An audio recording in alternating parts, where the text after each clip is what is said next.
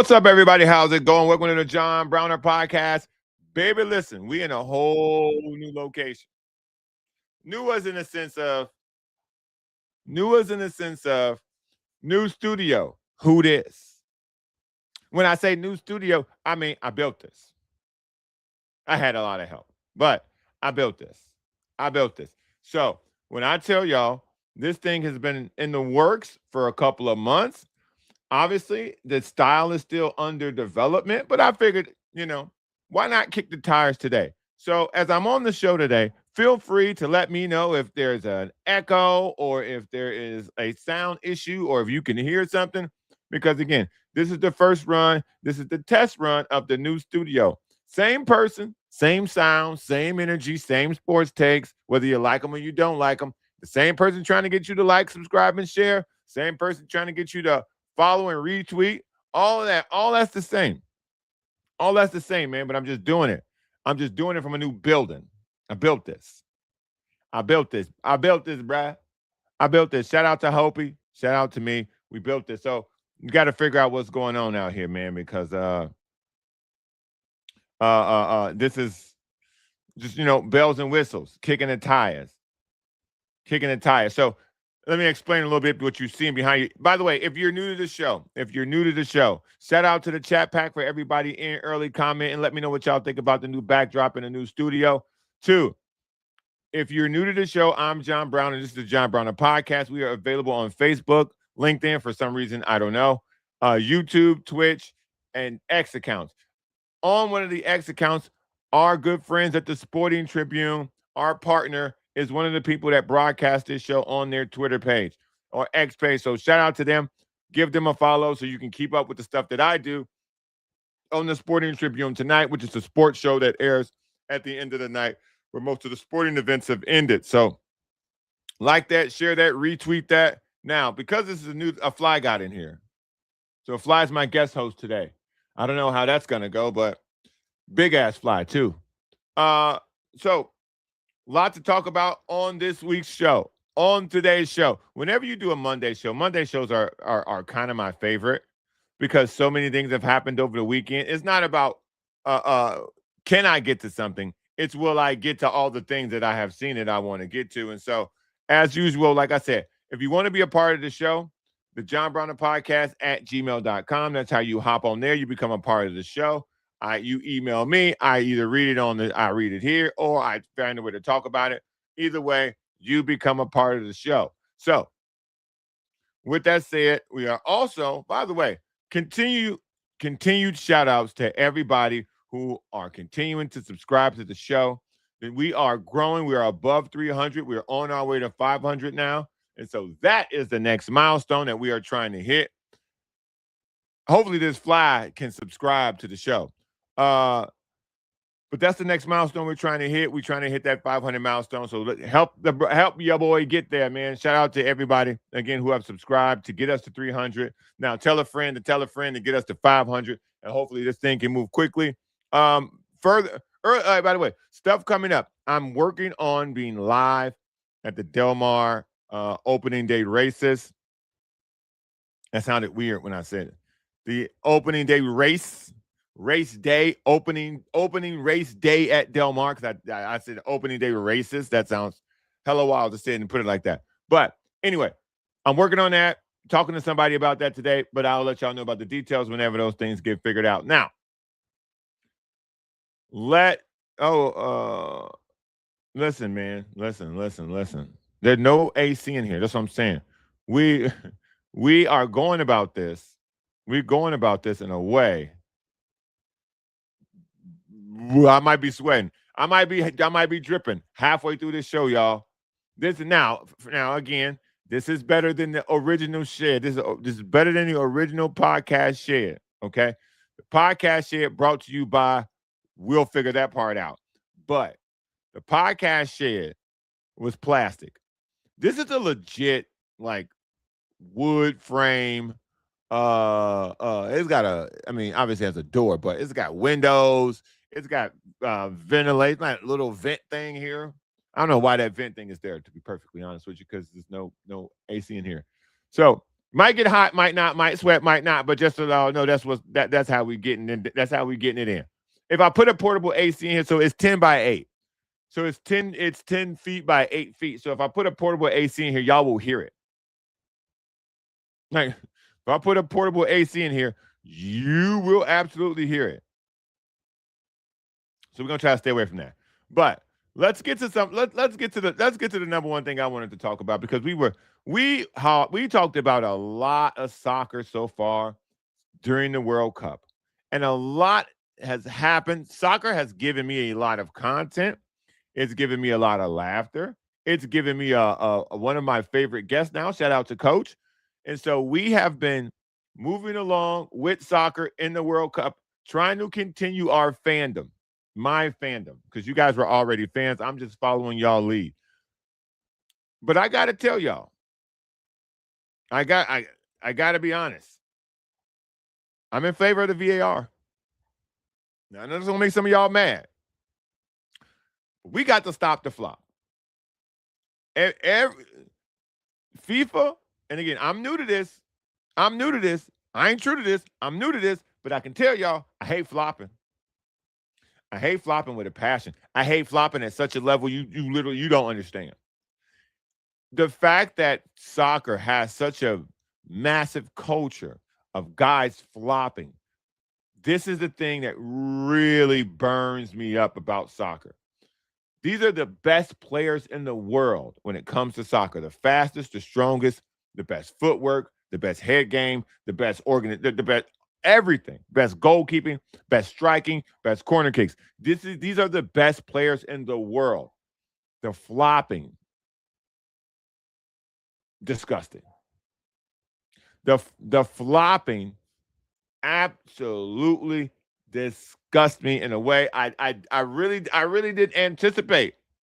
Because I hate flopping in basketball, but it's bad in basketball. It's not egregious. In soccer, it is egregious. And if I get parts of this story wrong because I don't necessarily know the ins and outs of it, somebody here please correct me. But this and the Argentina Switzerland game, buddy, listen. I'm glad they ran your ass up out of there. I'm glad. I'm glad. At some point, listen, replay is not going to solve everything, but replay can. Yeah, Coach, you could come on tomorrow and break down the Spain and France. No problem. So the idea that you can flop to the nature in which this flop occurred, and for you to believe that there's an eye in the sky and they won't come and cut you down. See, to me, when a flop is this egregious, and I can't play the full video because if I play the full video, the show will get taken down, and I don't want my Monday show taken down because I enjoy them too much. This flop was so egregious, like no one touched him, and he absolutely went airborne. He went absolutely airborne. You needed to be removed from the game. He needs multiple suspensions. You know how they lifted Balogun suspension? They should suspend this man whenever he shows up at the World Cup again. He should be suspended for the entire World Cup. Replay doesn't always get it right. But when replay does assist to make the wrong thing righted, that's what it's for. This was so egregious. This, to me, to all the new people watching soccer, to all the new people trying to learn the ins and outs of the game, if they would have gotten away with that, if he would have flopped like that, and he would have been able to get away with that, you know how many new fans that would have burned? Because again, this is the most popular game in the world, but not in America. The World Cup's taking place in America. There are American eyeballs on this. As long as growing the game of soccer while also trying to grow the MLS, you need people to be watching this. And if these are the best, because we know the MLS is not the best, but if these are the best players and these are the antics they're resorting to, oh no, nobody wants part of that. That's anti-American. That's anti-American right there. No. And so when I saw this and then I saw this get corrected, I was relieved. VAR has been getting crushed. They got this right. They get crushed for going back to the VAR and coming back and saying, "Hey, man, this happened and we didn't originally call it, but we're calling it now." They've been crushed for that a couple of times. They got it right here. Replay always evens out. Replay always evens out. This is why when they get stuff wrong, yeah, we talk crazy about it because you should get certain things right. Like the whole there's a chip in the ball, and the ball did touch this guy because it slightly changed direction because we have a chip in the ball. Therefore, it's not a goal. This is offsides because there's been a lot that has happened in this World Cup, like I said before, with VAR in it that people were pissed, absolutely pissed about. They got this right. Stop the flop. Stop the flop. I'm ready to print the t-shirts, man. I'm ready to print the t-shirts. Stop the flop across the board. Stop the flop in basketball. Stop the flop in soccer. You can't flop in football. There's no reason for you to flop in baseball. So the two sports that probably have the most global reach suffer from flopping. And I wish I could tell you that flopping came when the Europeans came in the game. It began to become exaggerated. But flopping has always existed in basketball because at the end of the day, what you're trying to do is manipulate the referee. Here comes London Graham. So yeah, I mean, I thought the call was right. I thought the call was on time, and I thought they got it right. There were a couple of other things that happened in the sport this weekend. Let me see if I can find which. We're going to talk about the Padres last. The Conor McGregor situation. Now, the UFC has taken a turn. We're all aware of it. We understand that the UFC is now really a more of it feels more political than it does anything.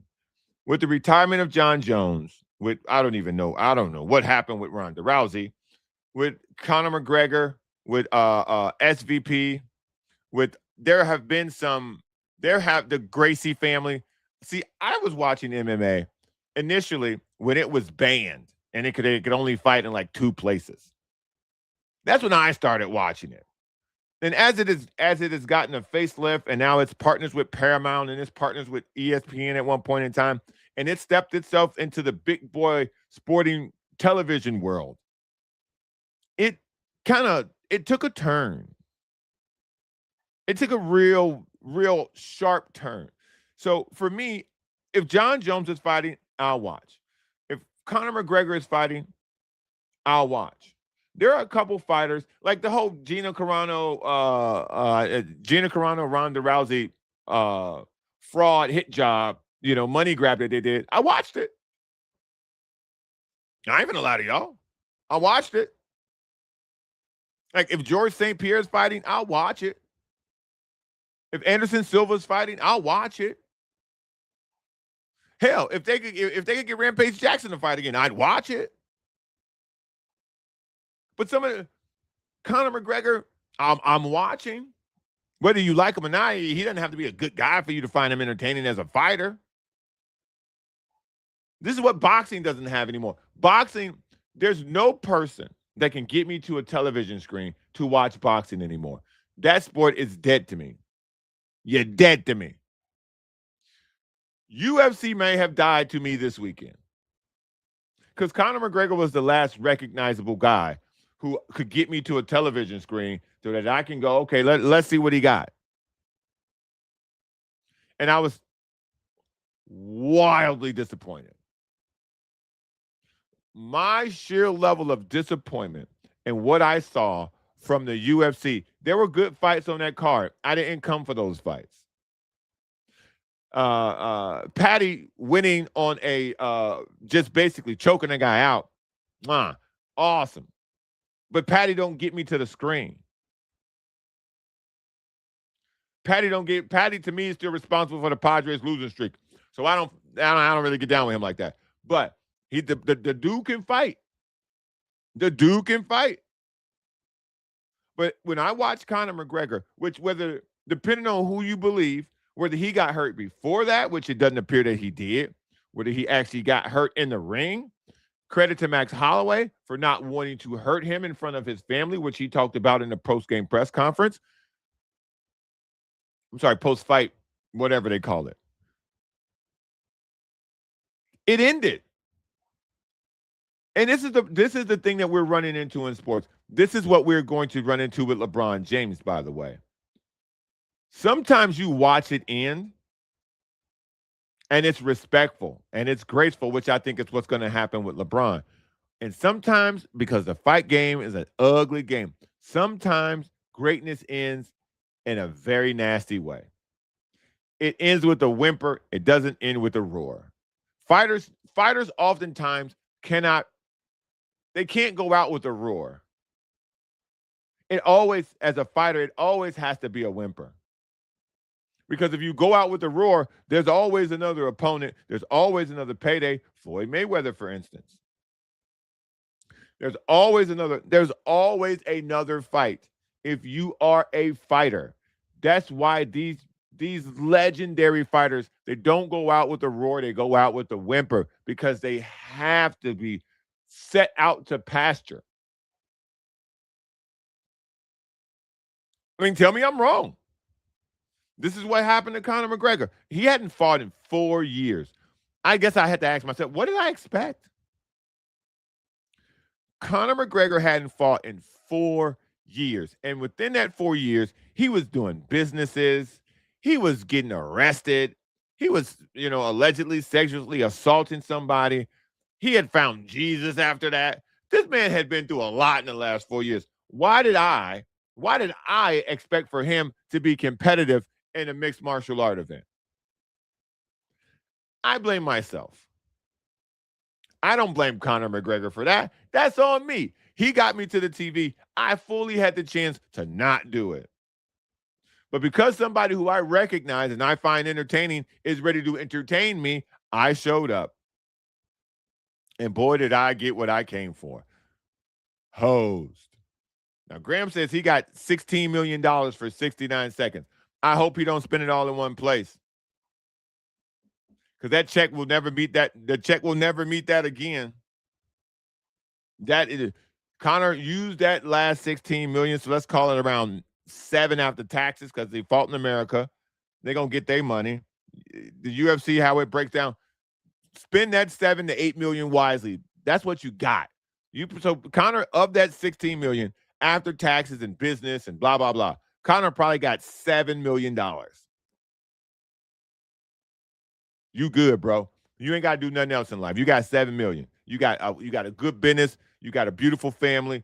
You getting your life right. You running for.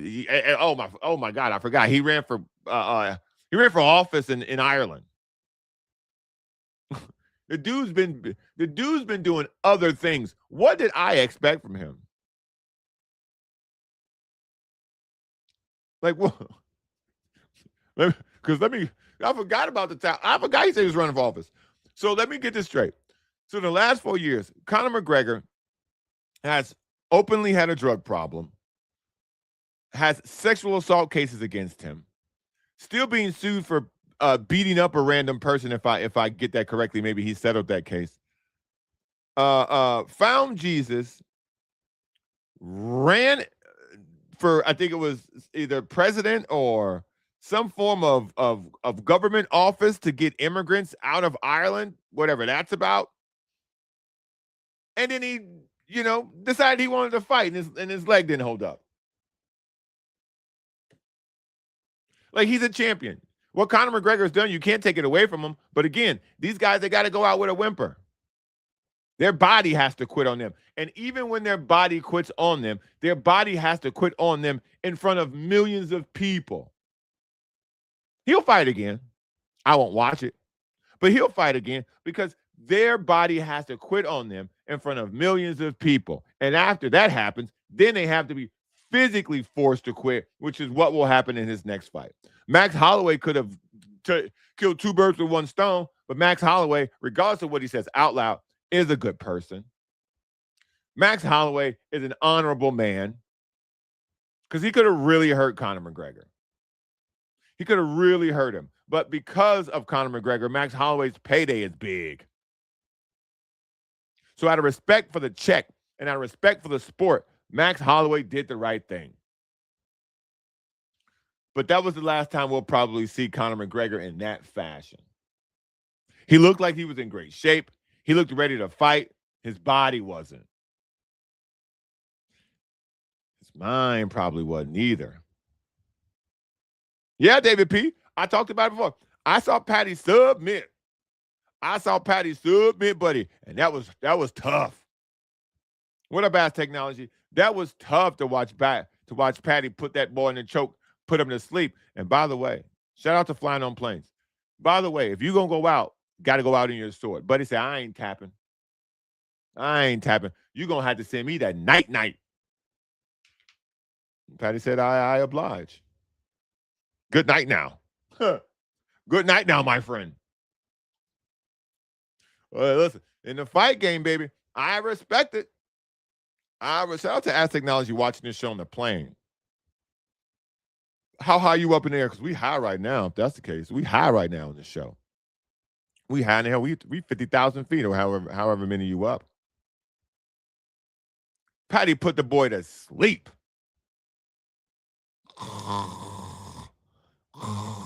And then woke up and was like,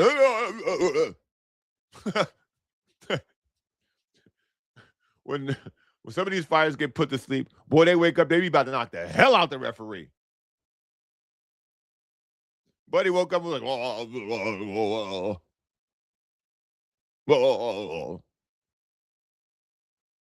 But yeah, I hope we've seen the last of Conor McGregor. The question now becomes, what else will get me to the UFC screen? Because to get me to the UFC screen, that fighter has to defy politics. Because that's what it is. That's what UFC's turned itself into.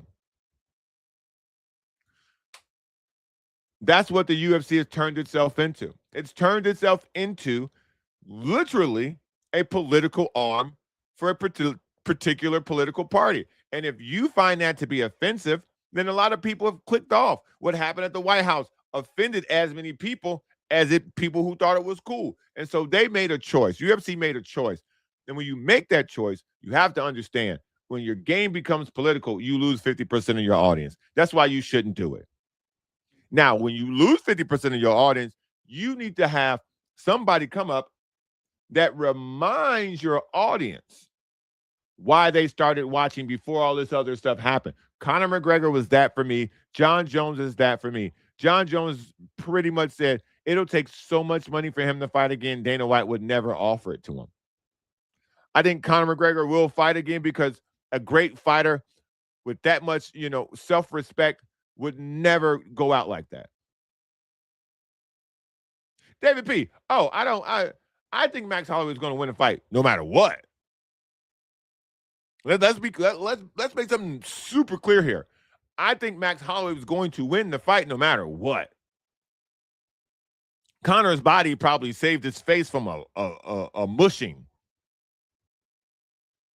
But in the MMA, you one punch away from winning, and that's why Conor's who he is. But Max Holloway was going to, hard hat lunch pail Conor McGregor. But like I said, Max Holloway's a good man. That could have gone a lot of different ways.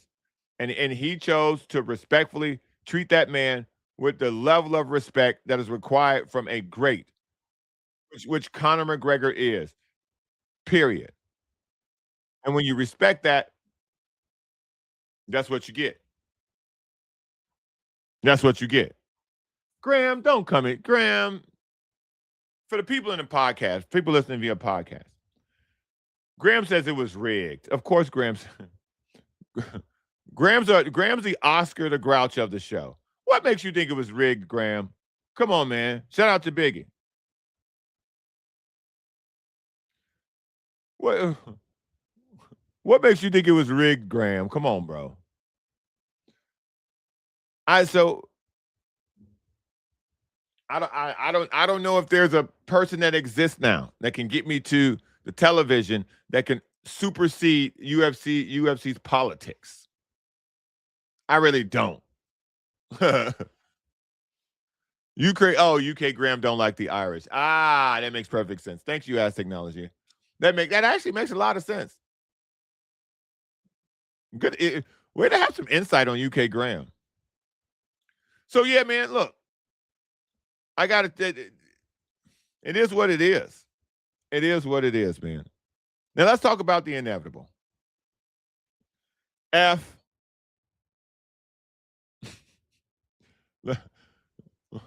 Everybody, give me your Padre grades for the first half of the season. Biggie, you can give me your Giants grade for the first half of the season. I already know that's an F2.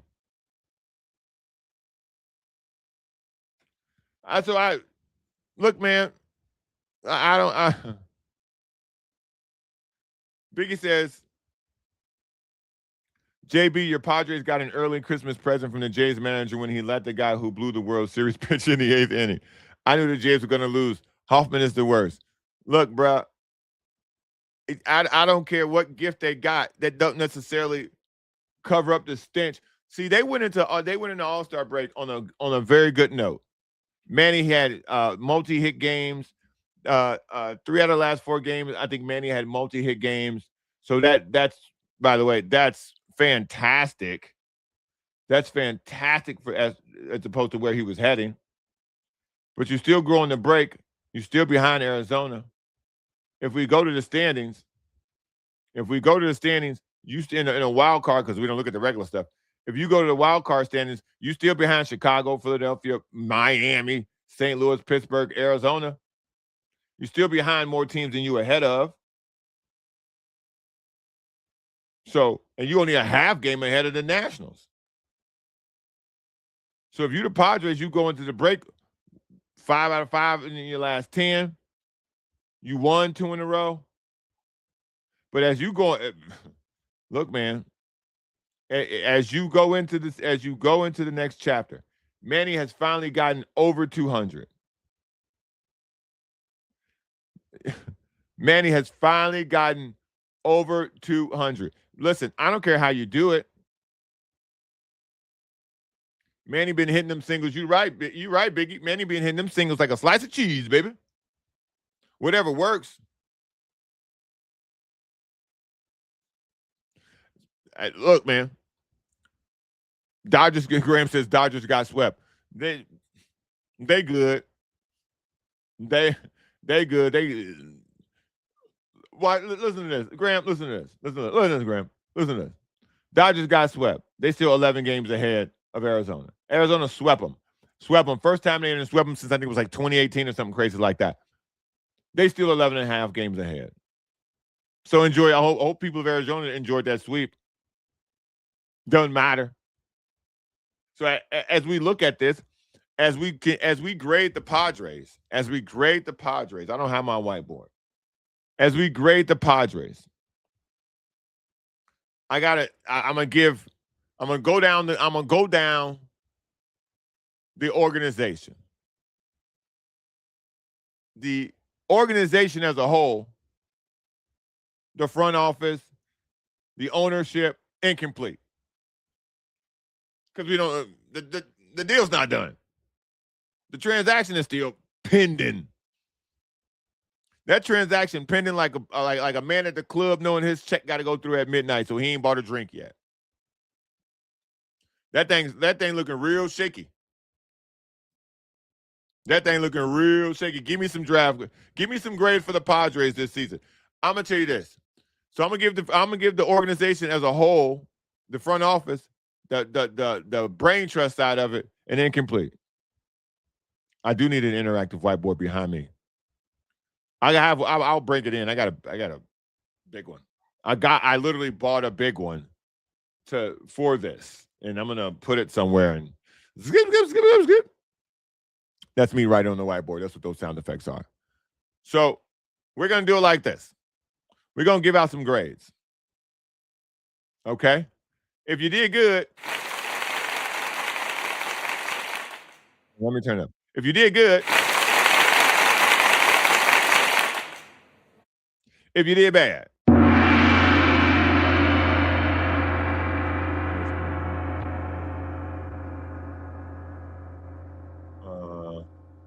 Got that one. Got that one. No, that sucks.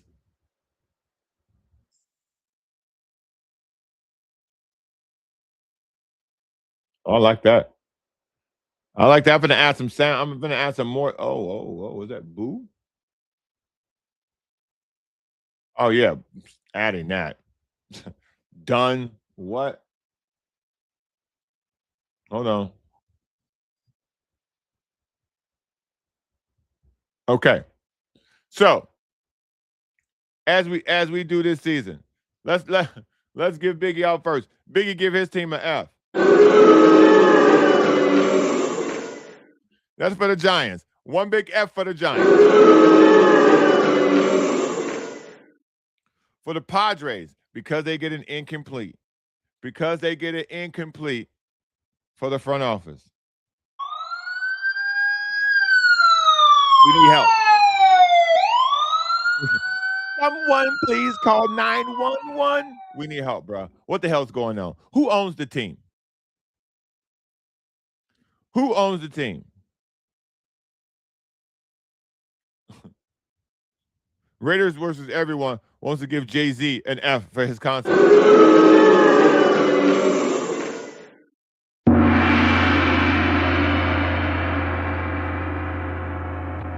Jake Cronenworth.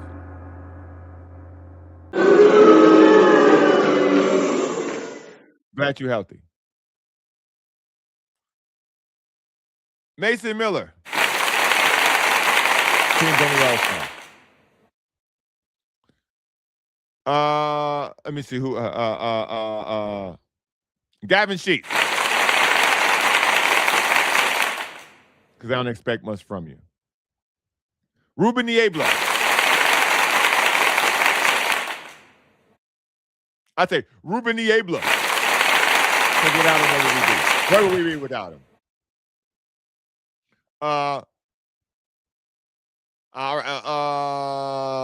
Xander Bogart.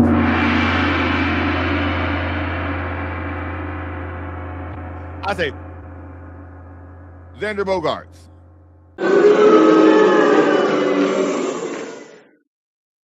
And in addition to that, cops come get him because he's stealing money. Someone please call 911. Come get Xander Bogarts, dog. He's stealing money. He's stealing money. And because we're bipartisan here, we just covering sports these days. We ain't really that. As Technology says the Dodgers get an A plus.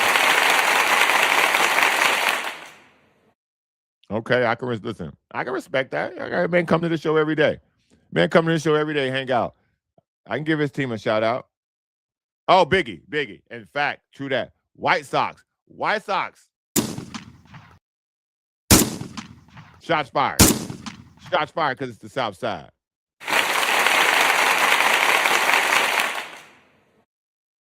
Fernando Tatis Jr. Jackson Merrill. Anybody playing catcher for the Padres. And I mean, anybody playing catcher for the Padres. It don't even matter. The most pathetic position on the whole goddamn team all year. I did Fernando Tatis Jr. I did Jackson Merrill. Anybody in left field?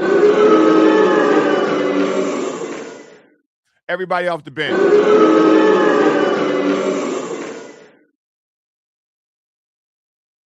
Now the manager's difficult. Okay.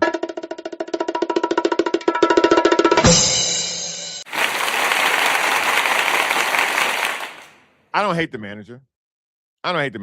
Listen, we hired this man to grow on the job. He grown on the job. I don't know what y'all want him to do. It's not his fault. They hired somebody who didn't want the job. Doing the best he can with what he got. I ain't mad at him. I ain't mad at him at all. What you're asking the manager to do. What you're asking the manager to do. It's very difficult. You have no pitching staff. Oh, wait. Whoa. Whoa. You Darvish. Stealing money. Joe Musgrove. Get healthy. Nick Pivetta. Get healthy though. So I mean, and the reason why I'm not super hard on the manager is because look at what he's been dealt. Look at what he's working with. Look at what he's carrying. Look at the water he's trying to carry for this organization, where the general manager doesn't necessarily speak publicly. You have no idea who the owner is. All your starting pitcher appears to have a limbs falling off. What you do have, you got it off the scrap heap, and that's why Ruben Niebla got a round of applause, and that's why the manager got a round of applause. Everybody else, you get what you deserve. Padres fan base. I say Padres fan base. How they really feel, though. Because it's tough. It's tough, but y'all packing that building. And they sent y'all out the right way. But the way that this team is going this season, man, it's been embarrassing. It's been roughly embarrassing, man, with this payroll and the amount of people who come through their door. It's been embarrassing, man. Biggie says, Braves get an A because they're still in first place, even with all the injuries to the damn pitching staff. And Acuna has been injured most of the year. I think Acuna was on steroids, allegedly, and that's why he keeps getting hurt. So, but shout out to the Braves being in first place with an A. Here's a grade for the Mets. Blow that up, bro. Blow that up. Padres at the deadline, maybe. Maybe Padres at the deadline. You nervous? I'm not. And as we talk about what happens next with this team when they come back, you are technically not out of the wild card chase with 90 games to go. Or what is it, 48 and 48? So that is, you're 96 games into the season of a 162-game season. You are 3 games out. You're 3 games out of the wild card position. But in those 3 games, you are out of the wild card position. You are behind 1, 2, 3, 4, 5, 6, 7 teams with behind 3.5 games. So you really only got to jump 1, 2, 3 teams. St. Louis, Pittsburgh, and Arizona. With what you have on this roster, with the amount of money you have invested in it, regardless of who's investing the money, the checks are still clearing. So that's all that really matters at the end of the day for the people running on the field. You have fan support. The manager is figuring it out as he goes along. You have an all-star closer who's the best closer in baseball. You're pitching. At some point, Joe Musgrove will come back this year. I haven't seen a guy miss 2 years for a arm injury in a very, very long time. So, since like maybe the early 2000s. I don't think you're ever going to see Yu Darvish again. You may see Nick Pivetta again. So if you get back Nick Pivetta, if there's a good chance within an organization, you get back Nick Pivetta and you get back Joe Musgrove, then yeah, you can trade for Tariq Skubal. I'm on board with that because at that point now you have Tariq Skubal, you have Nick Pivetta, you have Joe Musgrove, you have Michael King. Give me those 4 against anybody. Give me those 4 against anybody. If I told you after the All-Star break, the Padres going to return with a pitching rotation of Tariq Skubal, Michael King, Nick Pivetta, and Joe Musgrove, you'd be on board with that. With that bullpen getting their arms rested after being taxed throughout the year, with Mason Miller at the back end, guys got to hit. So now that becomes the question. Now that becomes the question because I don't mean to get people's hopes up. But you see Manny begin to come out of it. He's now batting over 200. But by the way, you're batting over 200 still, buddy. But nonetheless, he's getting there. So if you're looking at it let's try to look positive. Let's look positive at this, okay? So Manny is beginning to find his way, but then you get a break. So, that is whatever it is. Tatis has played the best baseball he's played in a while continuously for the Padres. If Jackson Merrill gets a little bit better, and then you trade for Tariq Skubal, you also have the people who I mentioned before. Nick Pivetta comes back, Joe Musgrove comes back, Michael King, and then you can move everybody else to the bullpen to strengthen the bullpen in a playoff series. I like Tariq Skubal and Nick Pavetta as my 1 and 2. Michael King is my 3rd if I need. Michael can Joe Musgrove on deck if you need somebody to come in relief for Mason Miller to finish the game off. I'm just saying, man. If we're trying to look at this on the bright side, if we're looking at this on the up and up, there is a positive way on the second half of the season being 3.5 games out of the wild card. With the teams in front of you, don't scare you. There's nothing that scares you about the Cubs. They've been as disappointing as the Padres. There's nothing that scares you. Well, Philly does scare you, but if you get Tariq Skubal, you got a fighting chance because they strike out a lot. The Marlins flame out every year. I don't believe in them.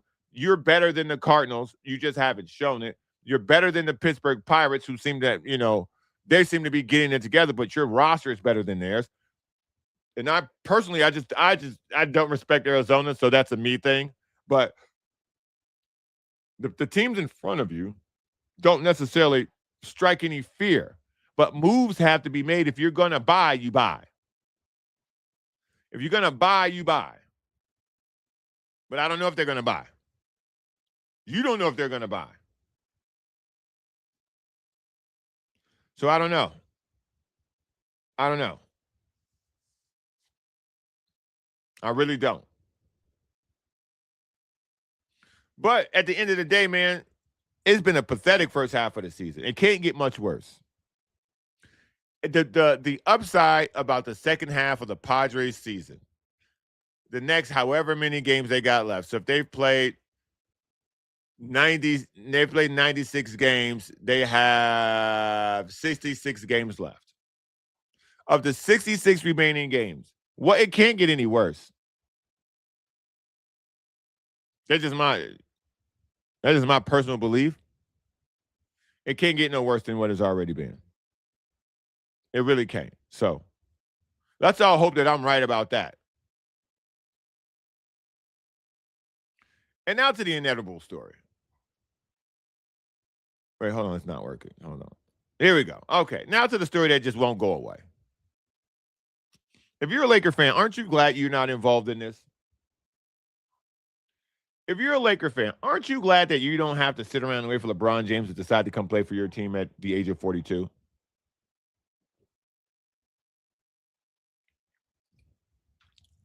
This conversation about where LeBron is going to play feels dumb at this point.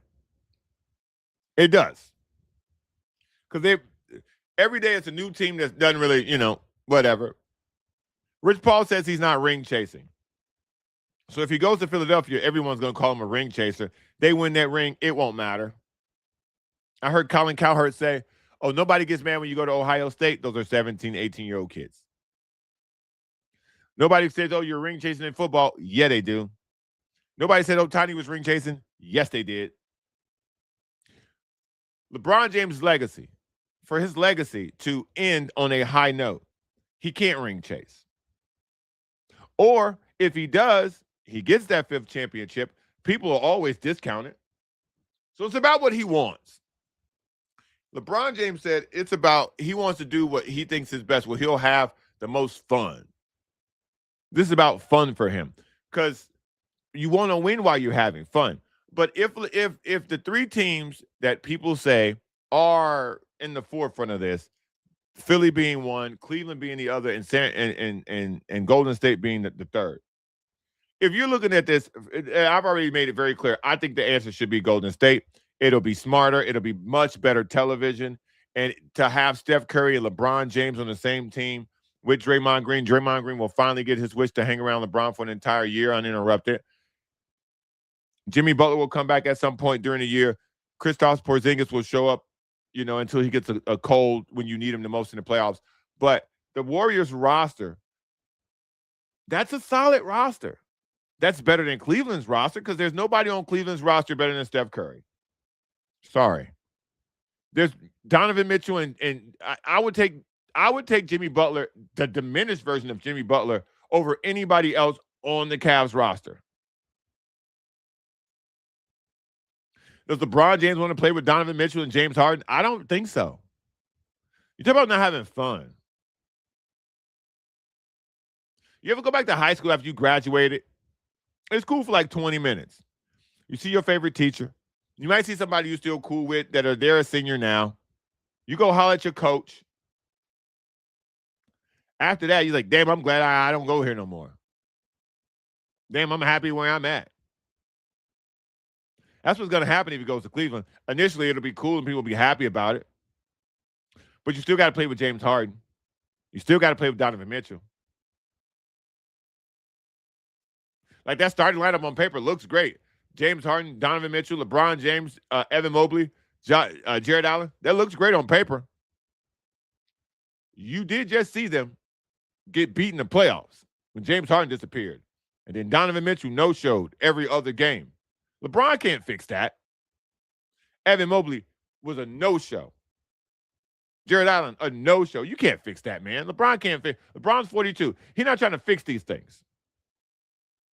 You go to Philly, Jaylen Brown got something to prove. He coming in there on a sour note. Joel Embiid is always hurt. Tyrese Maxey needs shots. VJ Edgecombe needs shots. What LeBron doing there? That sound like fun to LeBron? He don't know none of these dudes. LeBron don't know Tyrese Maxey from the next, person he signs to be a teammate with. He don't know their offense. You're not going to change their entire offense to fit LeBron. That's Joel Embiid's team. So when Joel Embiid show up too, now you got to play a whole totally different way. So the Philly thing, as much as people keep saying it's Philly, it does. On paper, it literally doesn't make any sense to me. At the end of the day, if you're looking at this, and I might be wrong because I'm not in tune with LeBron's camp. To me, the best decision is between one of two teams. You go back to Cleveland and you do the hometown thing and you finish where you started. People can respect that from a basketball standpoint. I would just lie to James Harden and not re-sign him. You can call me what you want, James, but the team would be better without him because LeBron's got to play point. Because LeBron not paying point, what's James Harden doing? What's Donovan Mitchell doing? See what I'm saying? We haven't ever seen – you go to Philly. We never seen Tyrese Maxey play off the ball. We rarely see Jaylen Brown. Jaylen Brown just got to tell you, I don't want to play off the ball. I'm the guy. And when Joel Embiid show up, he's the guy. I love Jaylen Brown. Joel Embiid's better. LeBron finna go join that? That's so many unknowns in Philly. Philly has so many unknowns. LeBron finna go get involved with that because of Bob Myers? Nah, bruh. No. I think it's between Cleveland and it's between Golden State. One thing he knows when he goes to Golden State, the intelligence level, everybody's on the same page. There are no dummies in that organization. He's played for Steve Kerr and Team USA. He has a healthy respect for Steph Curry as a competitor, as a professional. He has a healthy respect and love for Draymond Green as a brother. Jimmy Butler's a competitor. I think if you're going to choose between the two, it's one of those two. It's Cleveland or Golden State. Is there a mystery team? I'm sure there is. But do you think LeBron want to go play with Anthony Edwards and LaMelo Ball and Rudy Gobert? Like, just say it out loud.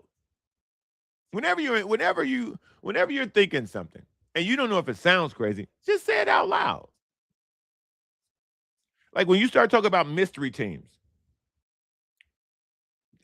Denver, no cap, no money. They would have to literally just dump people, like people who make a lot of money. They would have to dump them just to get into a space to do that. Because they got to re-sign Peyton Watson. He wants $25 million. If you don't get it, the Clippers going to give it to him, which will also be stupid, but that's not the point. Say it out loud. He go back to the Lakers? Say it out loud. Say it out loud. The only thing out loud that makes any real actual sense, because what also gave it away was when Rich Paul said out loud. Rich Paul literally said in a podcast, because he does that a lot, if the Knicks wouldn't have won the championship, LeBron would have gone to New York. So that goes to tell you he's looking for two things. He's either looking to make he's looking to make a statement in history, or he's looking to have a good time. You're not going to have a good time playing for Cleveland. You're not. You can dedicate the rest of your life to the city of Cleveland and Akron and helping the local area and doing those things. The move is Golden State because we've never seen anything like that. And I think that's what the move will be. I think it will be Golden State because we've never seen anything like that. What Kevin Durant did with the Golden State Warriors was good. This will be totally different. This, not to say Kevin Durant's not a smart basketball player, but on a cerebral level, if their bodies hold up, and that's a big if their bodies hold up, come into the season, but you know nobody wants to play them in the playoffs. No, if you're telling me in the playoffs to start game one, you're looking at Steph Curry, Jimmy Butler, LeBron James, Draymond Green, and Kristaps Porzingis. I'm putting that 5 guys against anybody in the league, and I'm picking them. Don't tell me about no bench. You don't need no bench. Steph Curry is on the court. LeBron James is on the court. When one of them isn't on the court, the other one's on the court. That's how you do that in the NBA, by the way. You watch a playoff game, 7 teams play. You just watched the playoff game between the Knicks and the Spurs in the championship. How many guys in the bench really made impact? The Knicks had a bunch of guys off their bench making an impact. The Spurs didn't. They had 3 guys come off the bench every game. One of them did nothing in Luke Cornett. Keldon Johnson sometimes did something, but not really. And then Dylan Harper, showed out. So off the bench, the Spurs had 1 productive player. One. The Knicks had 2, sometimes. Most of the time, 1. And that one person off the bench wasn't the same person every time. Ask Mike Brown. So this idea that you need this glorious, the bench is for the regular season. The bench is for the regular season. The starters are for the playoffs, man. So that's where I think it's going. I want to try something new to end the show. So we can start knowing the show is over. We're going to start playing some soft background music. Let me see what this sounds like.